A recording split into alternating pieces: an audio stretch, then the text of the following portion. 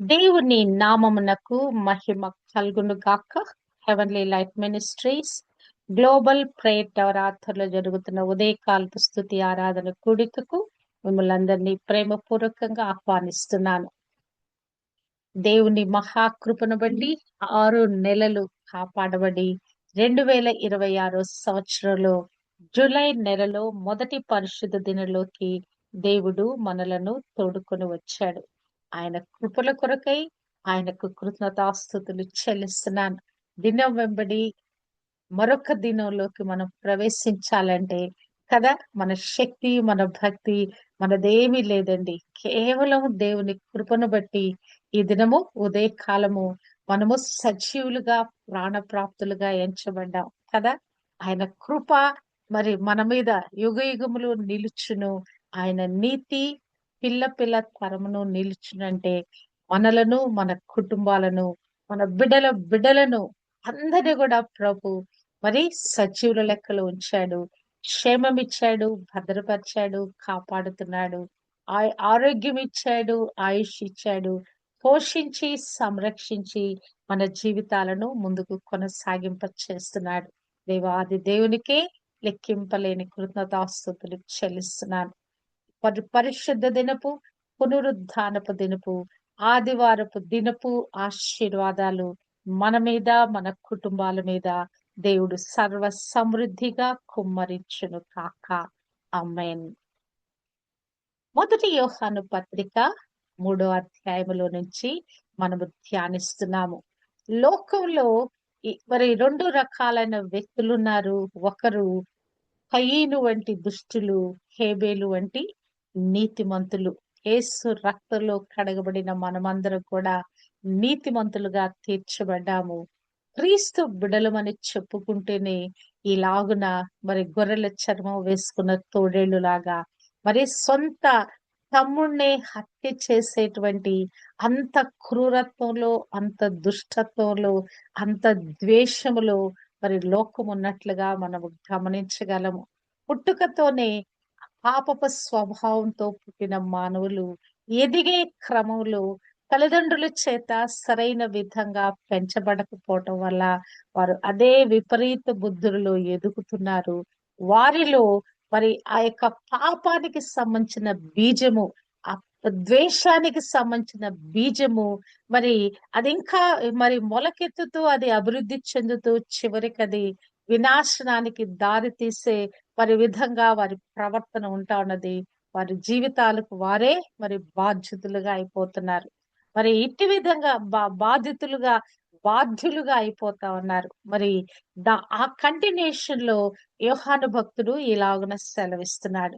మొదటి యోహాను పత్రిక 3వ అధ్యాయము 13వ వచనము. సహోదరులారా, లోకము మిమ్మును ద్వేషించిన ఎడల ఆశ్చర్యపరకుడి. మరి ఇక్కడ చూచినట్లయితే అన్నదమ్ముల మధ్య శత్రుత్వము, అన్నదమ్ముల మధ్య విభేదం మనం చూచాము. అదే విధంగా లోకానికి, క్రైస్తవుడికి మధ్య, క్రీస్తును అంగీకరించిన వాడికి, క్రీస్తును అంగీకరించని వాడికి ఉన్న విభేదాన్ని, ఆ తేడాను ఇక్కడ భక్తుడు సెలవిస్తున్నట్లుగా మనము చూడగలము. ఈ విషయంలో మీరు ఆశ్చర్యపోవద్దు అని ఇక్కడ సహోదరులారా అని ప్రేమతో సంబోధిస్తూ ఈ విషయం గురించి మనతో మాట్లాడుతున్నాడు. అంటే కయీనుకు హేబేలు పట్ల కలిగిన ఆ హత్య చాలంత అసూయ మరి అసలు ఆ మానవుడిలో అంత అసూయ ఉంటదా, అంత ద్వేషం ఉంటదా అంటే ఉంటదండి. ఈ క్రీస్తుని అంగీకరించకుండా నా మెలుగుండే వ్యక్తి ఒకవేళ క్రీస్తును అంగీకరించాననుకొని కూడా ఆ శరీర కార్యాలను మరి విసర్జించలేని వ్యక్తిలో ఇంత కోపము, ఇంత ద్వేషము, మరి ఇంతగా మనిషిని చంపేంతగా ఆ భావము, తీవ్ర ఆవేశము వస్తున్నట్లుగా మనము చూడగలము. అంటే మరి కానీ నీతిమంతులైన వారిని దేవుడు ఎంతగా లక్ష్య పెడుతున్నారంటే వారి నీతి గురించి మరి తరతరాలు కొనియాడుతూనే ఉన్నారండి. ఇక్కడ చూసినట్లయితే కయ్యనుని మనం జ్ఞాపకం చేసుకుంటున్నాం. హేబేలును కూడా మనం జ్ఞాపకం చేసుకుంటున్నాం. హెబ్రీ గ్రంథకర్త హేబేలు గురించి ఏం మాట్లాడాడంటే, విశ్వాసమును బట్టి హేబేలు కయీను కంటే శ్రేష్టమైన బలి దేవునికి అర్పించెను. దేవుడు అతని అర్పణలను గూర్చి సాక్ష్యం ఇచ్చినప్పుడు అతడు ఆ విశ్వాసమును బట్టి నీతిమంతుడని సాక్ష్యము పొందెను. అతడు మృతి నొందియు ఆ విశ్వాసము ద్వారా మాటలాడుచున్నాడు. ఈ దినము మనం హేబేలు గురించి మాట్లాడుతున్నామంటే కారణం ఏంటి? అతడు నీతిమంతుడంట. ఆ నీతి ఎక్కడ కనపరచబడింది? ఎలా కనపరచబడింది? తన క్రియలలో కనపరచబడింది. ఆయన దేవుని యందు ఉంచిన విశ్వాసాన్ని తన క్రియలలో కనపరుస్తూ తన శ్రేష్టమైన అర్పణను దేవునికి అర్పించాడు. ఇతను మరి ఈ దినం అతను చనిపోయి కూడా విశ్వాసం ద్వారా మనతో మాట్లాడుతున్నాడు. హెబ్రీ 11:4లో రాయబడిన మాటలు ఆ విశ్వాస వీరుల జాబితాలో మరి ఆయనను గురించి రాయబడిన వచనం ఇది. హల్లెలూయా! క్రీస్తు ప్రభువు కూడా ఆయన నీతిమంతుడని తన యొక్క మరి బోధనలో ఆయన జ్ఞాపకం చేస్తున్నాడు.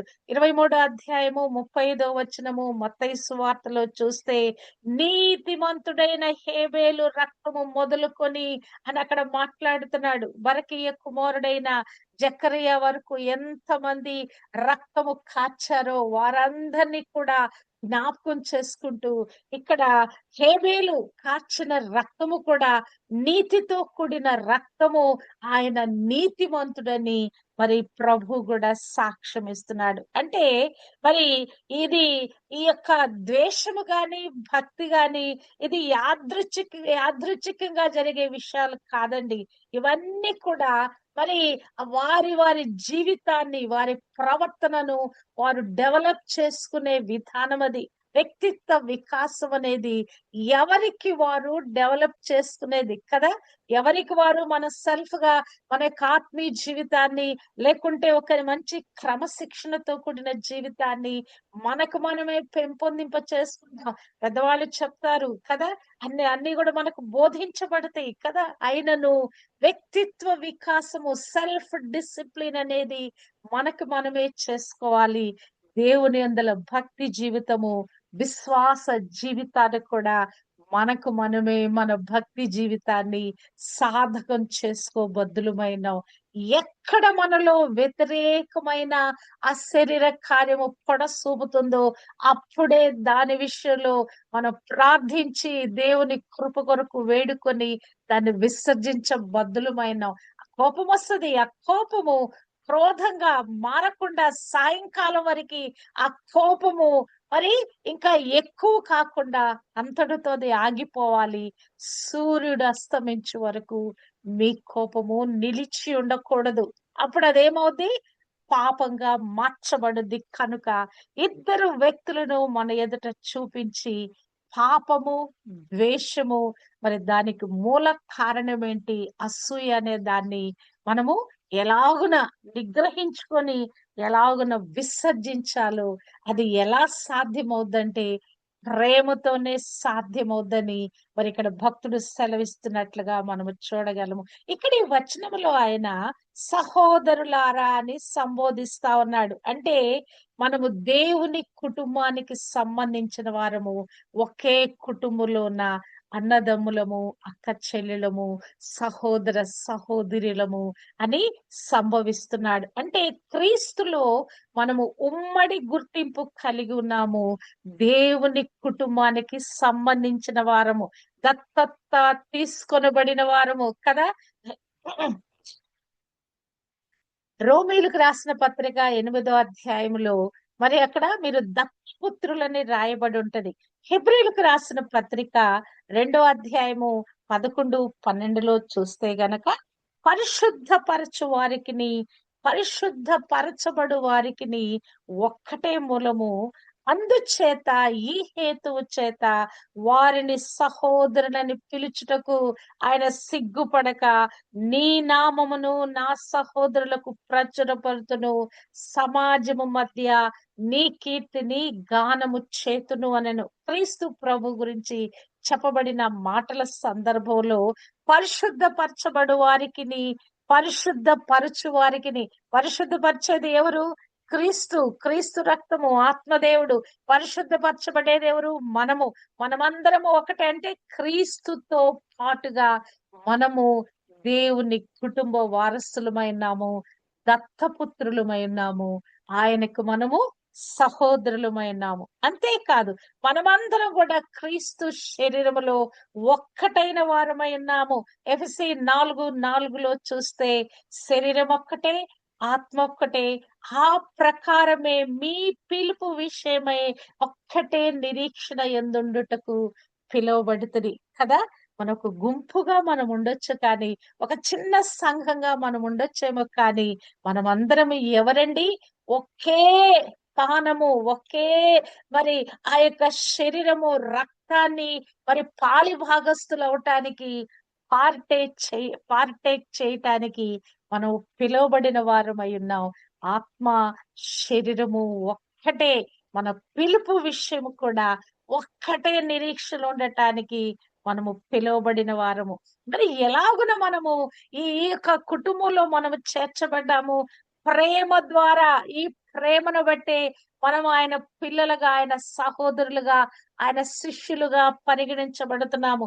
యోహాను 13:35లో అంటున్నాడు, మీరు ఒక్కని ఎడల ఒకడు ప్రేమ కలిగిన వారైన ఎడల దీనిని బట్టి మీరు నా శిష్యులు. అంటే ఈ కుటుంబంలో చేర్చబడిన మనము సహోదరులమే కాదు గాని, మరి తండ్రికి దత్తపుత్రులమే కాదు కానీ, ఒక్కరే మరి క్రీస్తు ప్రభువుకు మనము శిష్యులుగా ఉన్నాము.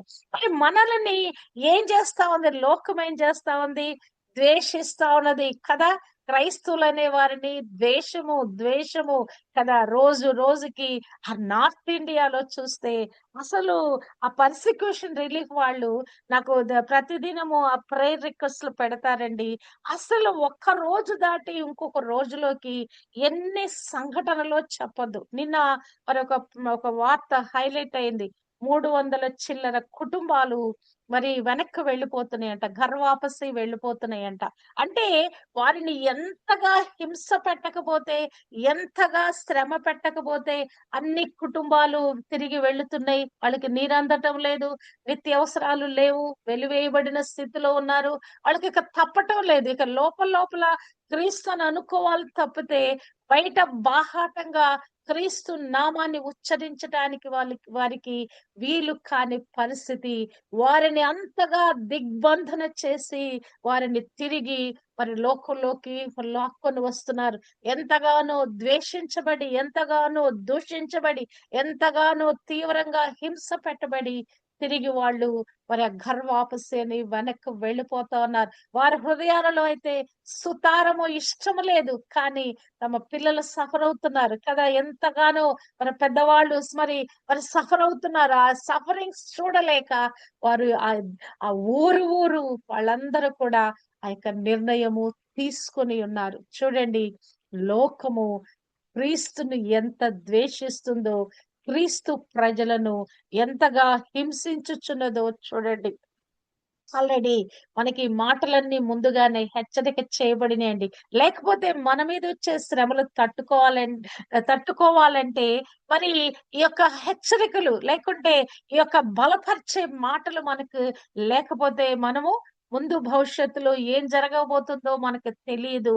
మరి అప్పుడు మనము ధైర్యంగా నిలబడటానికి ఈ జీవవాక్కులు మన కొరకు ఉదాహరణగా రాయబడినట్లుగా చూడగలము. పేతురు కూడా ఇదే సలహా ఇస్తున్నాడు.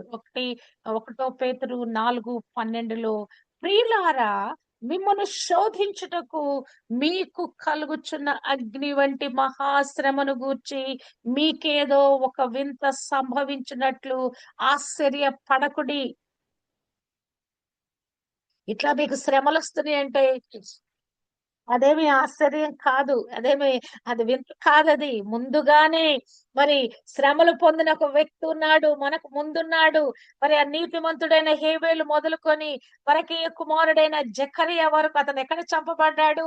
బలిపీఠం యొద్ద వధించబడ్డాడు.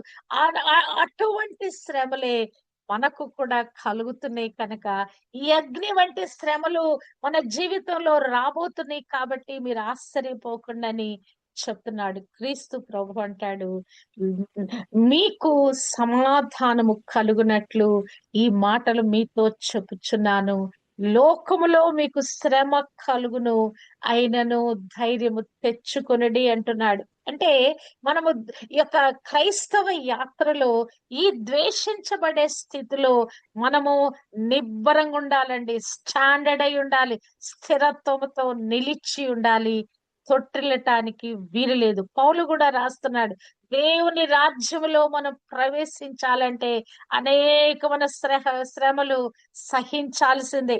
అపోస్తల కార్యము 14:12లో తన శిష్యుల మనసులో దృఢపరుస్తూ వారు విశ్వాసమందు నిలకడగా ఉండవలనని అనేక శ్రమలను అనుభవించి మనము దేవుని రాజ్యములో ప్రవేశించాలని వారిని హెచ్చరిక చేస్తున్నాడు. అంటే ముందుగా ఏం జరగబోతుందని తెలుసుకోవటం వల్ల మన సంకల్పం బలపరచబడుతుందండి.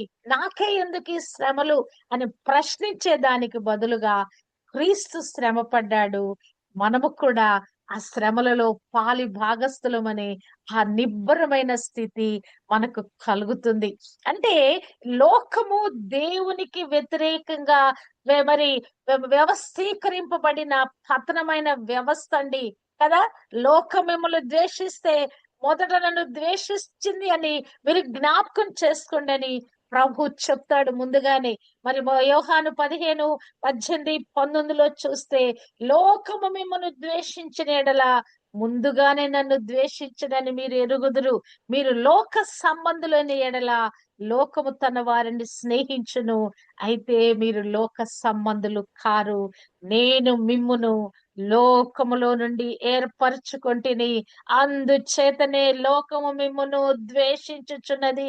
ఎందుకు క్రైస్తవుల ద్వేషం? ఎందుకు? మనము ఏర్పరచబడిన గుంపు, పిలువబడిన వారు అనేక మందులు ఉన్నారు. ఈ ప్రపంచ యావత్తుకి ప్రతిదినము దేవుడు చేతులు చాచి పిలుస్తానే ఉన్నాడు, నరులారా రండి రండి వచ్చి రక్షణ పొందండి అని భూదిగంత నివాసులు ఆయన పిలుస్తున్నాడు. కానీ మనము ఎవరండి? We are been chosen, chosen generation, royal priesthood, ఒక ప్రత్యేకతతో పిలువబడిన ప్రత్యేకించబడిన జనాంగమై ఉన్నారు గనక అందును బట్టి లోకము మనల్ని ద్వేషిస్తా ఉన్నది. లోకం ద్వేషించడానికి కారణం ఏంటి? మరి దాని క్రియలు చెడ్డవని నేను దాని గూర్చి సాక్ష్యం ఇచ్చుచున్నాను కనుక అది నన్ను ద్వేషించుచున్నది, మిమ్మును కూడా ద్వేషించుచున్నది. యోహాను 7:7లో అంటాడు. అంటే అసలు ఈ యొక్క ద్వేషానికి మూలం ఏంటి? చీకటి. చీకటిలో ఉన్నవారు మరి వెలుగుని ద్వేషిస్తారు. అది వారి క్రియలను బయట పెడుతుంది. ఎందుకు? మనుషులకి మరి దేవుని యొద్దకు రాకపోవటానికి ప్రాముఖ్యమైన కారణం ఏంటి? Why they are hiding from the light అంటే ఆ వెలుగుని యొద్దకు రాకుండా ఎందుకు వారు ఆగిపోతున్నారంటే, యోహాను 3:19-20 ప్రకారంగా వెలుగు లోకములోనికి వచ్చును గాని తమ క్రియలు చెడ్డవైనందున మనుషులు వెలుగును ప్రేమింపక చీకటిని ప్రేమించిది. దుష్కార్యము చేయు ప్రతివాడు వెలుగును ద్వేషించును, తన క్రియలు దుష్ట క్రియలుగా కనపడకుండానట్లు వెలుగునొద్దకు రాడు కదా. గుట్టు చప్పుడు కాకుండా ఎక్కడో పొలంలో తమ్ముడిని చంపేశానని మరి ఎవరి ఆ వెలుగు దగ్గరకు రాకుండా చీకటిలో కార్యం చేసేసాడు కయ్యను పాపము. కానీ దేవుని కనుదృష్టికి మరి అది కనపడకుండా మరుగు చేయగలిగాడా? దుష్కార్యము చేయు ప్రతివాడు వెలుగుని ద్వేషిస్తాడు. ఆ దుష్ట క్రియలు కనపడకుంటానికి, చప్పి పెట్టుకోవటానికి దేవుని యొద్దకు రావటం లేదు. ఎందుకు? లోకము క్రీస్తు వైపు రాలేకపోతున్నారు. వస్తే వారి యొక్క జీవితము బహిర్గతం అవుద్ది, వారి యొక్క భ్రష్టత్వము బహిర్గతం అవుద్ది, వారి దుర్మార్గక క్రియలు బయటపరచబడతాయి గనక అందును బట్టి వారు దేవుని యొద్దకు రాలేకపోతున్నారు. కానీ క్రీస్తులో ఉన్న మనం అందరికీ హింసలు ఉంటాయండి. క్రీస్తులో మనం సద్భక్తితో జీవించాలని యాత్ర మొదలు పెట్టామా నిశ్చయంగా మనకి హింసలు ఉంటాయి. 2 తిమోతి 3:12లో క్రీస్తు యేసునందు సద్భక్తితో బ్రతకనుద్దేశించు వారందరూ హింస పొందుదురు. అంటే ద్వేషము ఒక సా ఆ యొక్క ద్వేషము మనుషులని మరి ఒక ఏదో ఒక విధంగా హింస పెట్టడానికి, బాధ పెట్టటానికి, కించపరచటానికి, మరి అట్టి విధంగా వారిని మరి పట్టి బంధించి ఏడవటానికి ప్రయత్నం చేస్తుంది గాని, మనమైతే కనుక క్రీస్తును ప్రతిబింబిస్తూ శత్రులు ప్రేమించేవారిగా, హింసించే వారి కొరకు మరి ప్రార్థించేవారు ఉండాలని దేవుని వాక్యము క్రీస్తు మనకు హెచ్చరిక చేస్తున్నాడు. తన మాదిరిలో తన పోలికలు తాను ఎలాగున తండ్రి వీరేమి చేయుచున్నారు, వీరు ఎరుగరు గనక వీరిని క్షమించు అని ఆ స్థిరమైన ప్రేమ, క్రీస్తు యొక్క ఆ ప్రేమ ప్రతిబింబంలో మనం ఏం చేయాలంటే మనము కూడా మరి ప్రేమించటానికి మనం ప్రయత్నించాలి. అంటే ఈ యొక్క విరోధుల పట్ల మరి ఎవరైతే విరోధమైన హృదయము కలిగి ఉన్నారో అది ఈ దినము నాటిది కాదు. ఈ విరోధమైన హృదయము హేబేలు కాలము నాటిది గాని, ఇది ఆధ్యాత్మిక సంఘర్షణ విశ్వాసంలో మనకు కలిగిస్తానుంది. ఎవరైనా మనం ద్వేషించినప్పుడు, వేలెత్తి చూపించినప్పుడు మన హృదయాలు ఎంతగానో నొచ్చుకుంటే, ఎంతగానో కృంగిపోతాము. కానీ వ్యతిరేకత ఈ పరిస్థితులున్నప్పుడు మనము సహనం కలిగి ఉండేలాగా లేఖనము మనల్ని సిద్ధం చేస్తుందండి. క్రీస్తులో సహోదరత్వంతో మన బలపరుస్తానది. నువ్వొక్కడిగా లేవు. క్రీస్తులో నువ్వు అవయవమై ఉన్నావు. దేవుని పిల్లవై ఉన్నావు. నీవు క్రీస్తు శరీరములో ఒక అవయవమై ఉన్నావు. దేవుని కుటుంబస్తుడివై ఉన్నావు. మరి ఇక నీకు తోడు ఉన్నాము మేము. ఒకరినొకరు మరి బలపరుచుకునే పరిస్థితిలో ఉన్నామని మనకొక ఓదార్పు కలుగుతుంది. ఈ ద్వేషంలో మనం ఎన్నడూ కూడా ఒంటరితనంగా లేమండి. దేవుడు మనకు తోడుగున్నాడు. ఆత్మదేవుడు మనకు సహాయకరంగా ఉన్నాడు. అంతేకాదు సంఘము మనకు తోడుగా ఉన్నది. సంఘం అంటే క్రీస్తు శరీరమే, క్రీస్తు అవయవాలే. కనుక లోకము విరోధము మన లోకము మన ఎడల విరోధం ఉండొచ్చు కానీ యేసుతో మన ఐక్యత మరి ధృవీకరించబడతా ఉన్నది. మరి ఆయన ప్రేమను ప్రతిబింబించడానికి మనకు సహాయం చేస్తా ఉన్నది. ఎందుకు? మనలో ఉన్నవాడు లోకములో ఉన్న వాని కంటే గొప్పవాడు. ఆయన మనలో ఉండి ఆ యొక్క ఆ బలాన్ని, ఆ శక్తిని, అభిషేకాన్ని మనకిస్తున్నాడు గనక లోకము మిమ్మల్ని ద్వేషించిన ఎడల మీరు ఆశ్చర్యపడకుడి. లోకం మన ఎంతన్నా ద్వేషించది. మనలో క్రీస్తు ప్రేమ ప్రవహిస్తూనే ఉండాలండి. కుటుంబ బాంధవ్యాలలో కూడా ద్వేషాలు కదా, కలహాలు ఇవన్నీ కూడా ఉంటాయి. కానీ ఈ ప్రేమతో వాటినన్నిటిని కూడా మనము అధిగమించే వారు ఉండాలని, అంటే అసలు ఈ మాటలు రాయటానికి ఉద్దేశం ఏంటంటే ఆ దినాలలో తొలి సంఘంలో క్రైస్తవులు తరచుగా యూదుల నుంచి, రోమన్ ప్రభుత్వ అధికారుల నుంచి ఆ హింసను, శత్రుత్వాన్ని మరి వాళ్ళు ఎంతగానో ఎదుర్కొన్నారు కనుక మరి క్రీస్తు ప్రభునే వాళ్ళు హింసించి చంపేశారు. ఆయనను అనుసరించే మన మీద కూడా ఇటువంటి విధమైనటువంటి శ్రమలే వస్తాయి. ఇటువంటి సవాలుతో కూడిన జీవితం కలిగి ఉంటాం కనుక మరి విశ్వాసుల మధ్య ఐక్యతను, పరస్పర మద్దతును గురించి ఈ వాక్యం మనకు బోధిస్తున్నట్లుగా మనము చూడగలము. అంటే దేవుని రాజ్యానికి, అంధకార రాజ్యానికి మధ్య ఉన్న ఆధ్యాత్మిక సంఘర్షణ గురించి ఇక్కడ స్పష్టం చేస్తున్నట్లుగా చూడగలము. క్రీస్తు బోధనను తిరస్కరించే మరి ఆ కట్టుబాట్లు, ఆచారాలు మన దేశంలో ఆయన నామాన్ని ఉచ్చరించకూడదనే ఆ కట్టుబాట్లు మరి అవన్నీ కూడా వస్తున్నాయి. కానీ దేవుని రాజ్యానికి వ్యతిరేకమైన విలువలు ఏదైతే ఈ లోకం పాటిస్తుందో అవన్నీ కూడా పటాపంచలైపోతాయండి. హల్లెలూయా. క్రీస్తుని తిరస్కరించటంలో ఈ యొక్క మానవులలో లేకుంటే ఆ వ్యతిరేకమైన హృదయం కలవారులు ఆ శత్రుత్వం పాతుకుపోయింది. మరి కానీ క్రీస్తు ప్రేమ మనలను బలవంతం చేస్తా ఉన్నది. అంటే క్రీస్తుని అంగీకరించిన మనము ఏమని ఆ బాప్తిస్మ అనుభవంలోకి వెళ్ళినప్పుడు ఒక స్టేట్మెంట్ ఇచ్చాం మనం. ఆఖరి శ్వాస వరకు నీతోనే ఉంటాము, అది శ్రమైనా హింసైనా నీ కొరకే జీవిస్తామని ఒక తీర్మానముతో క్రీస్తు కొరకు చచ్చిపోవటానికి, ఈ లోకానికి చచ్చిపోవటానికి, శరీరంలో మనం చచ్చిపోవటానికి ఒక తీర్మానం తీసుకొని క్రీస్తే నా రక్షకుడని మనం ఒక శపథం చేశాము, ఒక ప్రమాణం చేశాము కదా. మరి ఆ ప్రమాణ ప్రకారంగా మనకు శ్రమలు వచ్చినా కూడా తొట్టిల్లకుండా ఉండగలగాలండి. అంటే ఇది ఈ ద్వేషము వ్యక్తిగత శత్రుత్వం కాదండి, మంచి చెడుల మధ్య జరిగే ఆధ్యాత్మికమైన పోరాటం ఇది, ఆత్మలో పోరాటం ఇది. ఈ పోరాటములో మనము గెలుపొందిన వారుగా ఉండటానికి ఈ జీవ వాక్యాలు మన కొరకు రాయించబడి ఉన్నాయి. మనము ఓడిపోకుండా ఉండటానికి, మనము వెనుతిరిగి చూడకుండా ఉండటానికి.